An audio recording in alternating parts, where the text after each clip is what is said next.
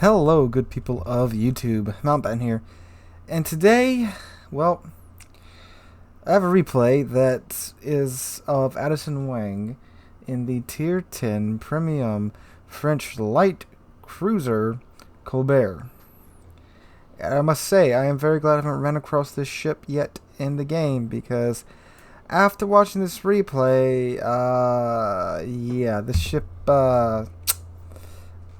I am of the belief that it needs some changes.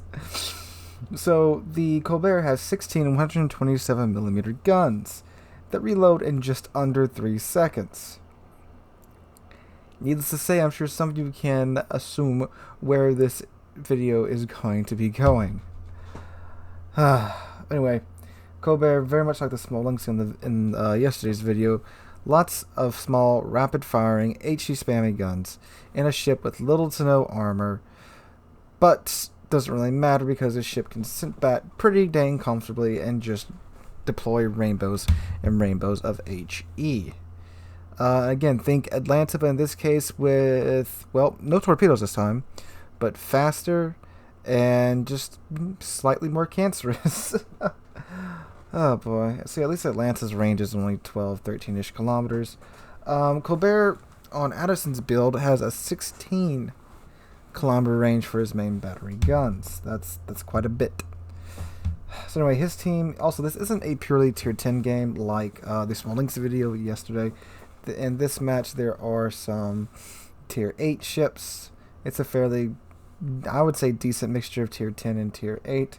Although I do feel sorry for the tier 10 ships in this case because, oh my god, little do they know what they're about to go up against. So Addison's going over and heading on over to the sea cap right now. He's being supported by 2 battleships, a cruiser, and another destroyer, the Z-23, who is capping the sea cap currently. And looks like the enemy team, there's a Bayard, a Tirpitz, and a Musashi on their way on over to the sea cap. Now, this Musashi, well, it's a battleship, big target, very, obvious target as well. Oh, there's also an FDG going this way as well from the enemy team. Looks like 1, 2, 3, 4, about 5 enemy ships are on their way up. And now Addison is unleashing the rainbow of HE that the Bayard is capable of dispensing. And this Baltimore is his first victim for the day.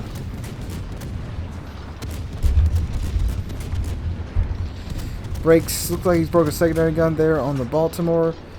Musashi is now entering the rainbow range of the Bayard.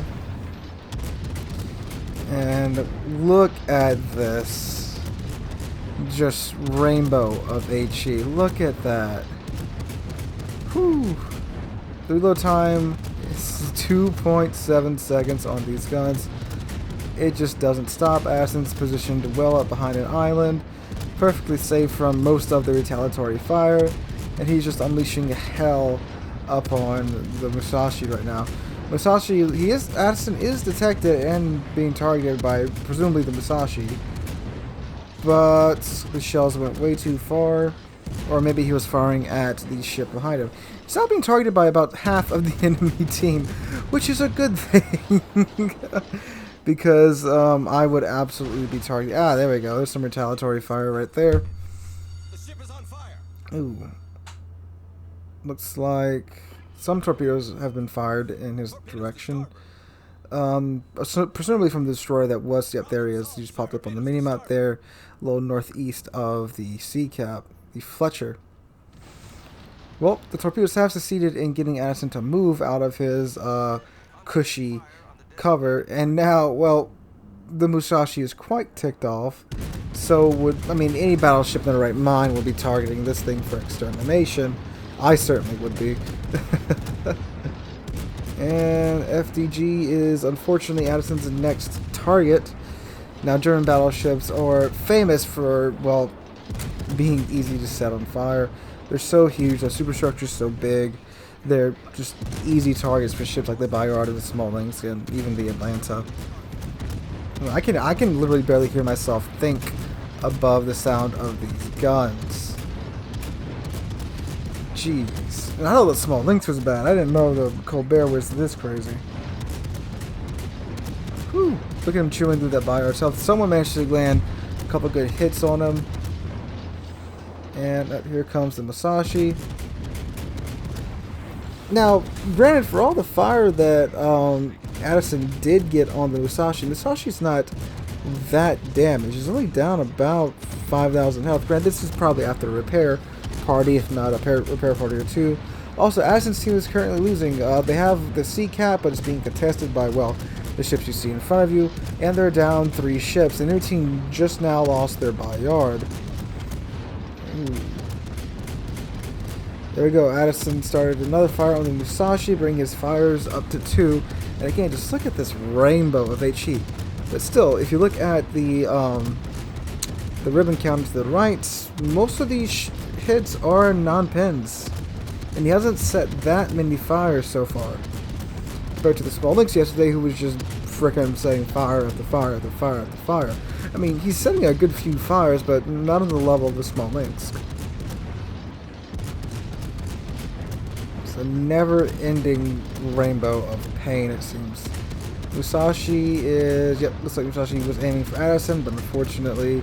well, fortunately for Addison, unfortunately for the Musashi, there is an island in the way.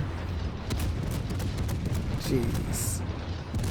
From the Des Moines just took out the enemy Minotaur. 167, 68, 69 non-pins so far on the Musashi. 33 penetration. So the Fletcher is about to come around the corner. There's the Musashi in chat saying enough with the fire spam, which I would probably salty in chat after eating around 300 HE shells from the same ship. The Z-23 is asking for Addison's support. Presumably, yep, with that Fletcher who is creeping up on him. Now, a ship with this many guns that fire that fast is relatively good at dealing with destroyers, as we are about to witness. Fletcher comes around the corner, realizes his mistake. Addison just starts dumping HE into him. He just cleaned off 4,000 damage there, and 2,000 damage before that, and 1,400. And bye-bye, Fletcher. Oh, hello, Massachusetts. Dodges that, what was that, the rear turret? Looks like, yeah, dodges the guns from the rear turret on the Massachusetts. He's also being shot at by 2 more ships.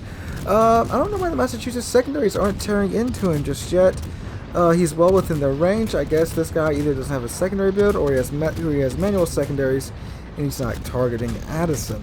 Which, I mean, if I was in the Massachusetts, I would most definitely be letting my secondaries rip into a Colbert. Took some torpedoes, presumably from the dead Fletcher. Addison easily dodges those. Yep, there's the Massachusetts secondaries, and yep, those are manual secondaries.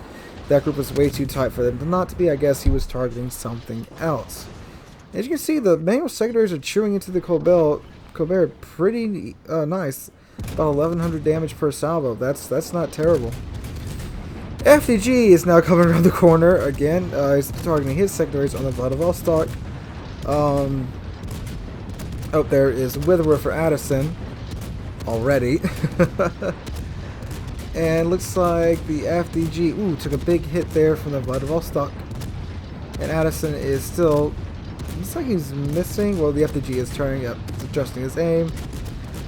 And man, again, just listen to the amount of guns, and just look at the sheer amount of HE on screen. That is crazy. Again, it's not doing that much damage with each hit. I mean, I guess the FDG it is now, because German battleships and their huge superstructures. Set another fire on the FDG. He's up to 13 fires currently. It's no small number, but smaller than the Smolensk from yesterday's video. Tirpitz is now on Addison's menu as he's come pushing into sea. And Addison's team has managed to flip this game. They are now in the lead by kills and by points. Ooh. Addison dodged the Tirpitz shells there. And there's High Caliber. Took out the Tirpitz's torpedoes. That's unfortunate for the Tirpitz. Sets another fire. And there, the Turpitz secondaries are now opening up on Addison. Although, I don't think those are manual secondaries. They look a little wild to be manual secondaries. The FDG is still within range. The arc on these shells is just crazy.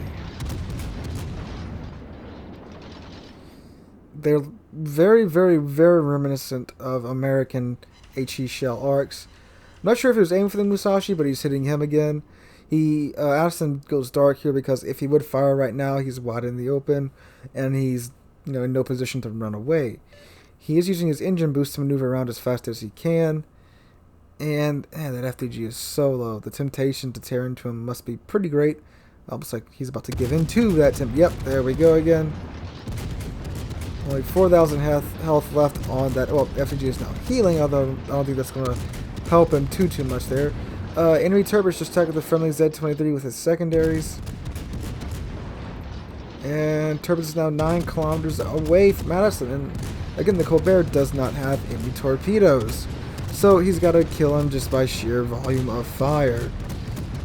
And there's a 1 fire on the Turpitz Confederate Award. And Turpitz's secondaries are now chewing into Addison. Turpitz's main guns are trying to chew into Addison. But unfortunately, because of German dispersion, well, fortunately for Addison, those shells missed. Who doesn't love German dispersion? And there goes the Turpitz. Addison is now at 233,000 damage done, and it's not over yet. Musashi, Addison's buddy from the beginning of the video, is now within range again and is now feeling the heat from the Colbert. Jesus. And I mean, I've watched this replay before I've recorded this commentary, and just this rainbow of never-ending HE just never ceases to amaze me. Whew. Again, he's not doing that much damage per hit, but still, it's annoying as crap when you're just constantly being hit over and over and over and over and over and over and over again. Started 2 fires on the Musashi, which brings his fire total up to 18. And he is still just tearing into him. Poor Musashi. Friendly Vladivostok took out that FDG in the back. And Addison is still managing to get his HE shells to go over this island and into the Musashi. Whew. Definitely death by 1,000 paper cuts. Especially since Addison now has, once these bars get tallied up, 1,117 shell hits. It's not often you see main battery shell hits that much in the game. And Addison manages to take the Musashi out with a fire that he set, and he gets the Arsonist Award. Good Lord. Now, there's just enemy Hindenburg left on the other team, so it's fairly obvious that Addison's team has this game in the bag as long as they don't screw up. I mean, they've got a 615-point lead currently. So, lordy.